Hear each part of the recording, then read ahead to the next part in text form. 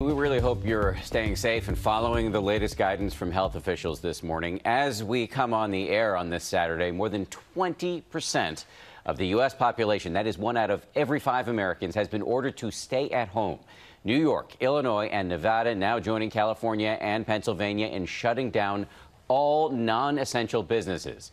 Here's what we know right now. There are now more than 275,000 diagnosed cases across the globe and more than 11,000 deaths. Nearly 20,000 cases here in the U.S. with at least 260 deaths. And President Trump approved a major disaster declaration for New York overnight. New York City's mayor calling the Big Apple the epicenter of the crisis, home to 1/3 of all COVID-19 cases in the country. Concerns are growing about the health system's ability to handle the peak of the crisis, with beds filling up and critical supplies dwindling. President Trump closing the border with Mexico in addition to the border with Canada. The administration saying it is working to help Americans stranded abroad to get home.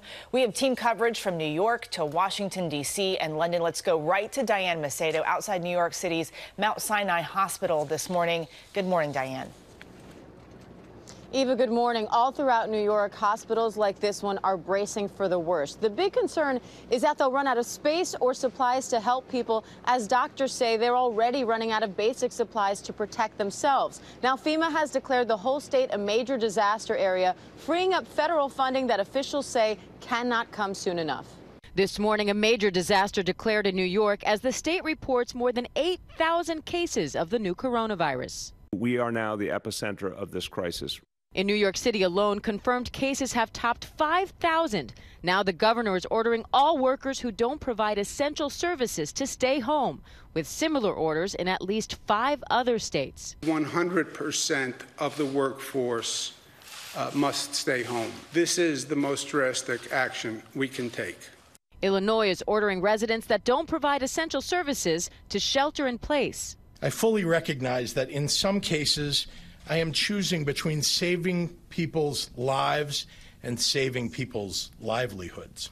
With beaches in Florida still heavily populated with tourists and spring breakers, the state of Florida is implementing an emergency order taking effect this Sunday, which will close hotels and resorts. Miami Beach Mayor Dan Gelber says in a statement, right now, as painful as it may be, the reality is we just cannot be a tourist destination. California is deploying the National Guard to distribute food at food banks in an effort to protect the state's most vulnerable. That announcement comes a day after Governor Newsom issued a statewide stay-at-home order. We direct a statewide order for people to stay at home. To prevent further spread, the White House says the U.S. border with Mexico and Canada is now closed for any non-essential travel. And to address medical supply shortages, President Trump says he's invoking the Defense Production Act. We're invoking it to use the powers of the federal government to help the states get things that they need, like the masks, like the ventilators. But how the president is using that power is still unclear. New York pediatric surgeon Dr. Cornelia Griggs is making a plea on social media. She and her husband are both doctors with 2 small children, desperate for supplies as they fight the outbreak. What people are doing at the hospital is reusing masks that we would otherwise throw out after one use, and writing our names on it so that we can remember whose is whose, and to ration and conserve those masks that we do have left. And what we're doing in the meanwhile is using regular masks, not N95s. But as testing becomes more available, ABC News has learned that the director of the National Institutes of Health warns as many as 70,000 Americans could be diagnosed by the end of next week. So many people showed up to this drive-through testing site in New Jersey on Friday that cars were turned away. And General Motors now says that it will work with Ventec Life Systems to help them produce more of those critical life-saving ventilators. Ford and Tesla have also offered to help. But while Tesla's CEO says ventilators aren't complicated, he adds they cannot be produced instantly. Time is of the essence here, guys. No question about that. And those healthcare workers on the front lines of this disaster. Thank you so much, Diane. We appreciate it.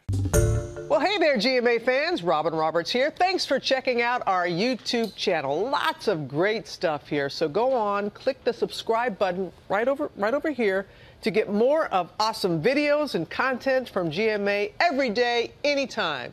We thank you for watching and we'll see you in the morning on GMA.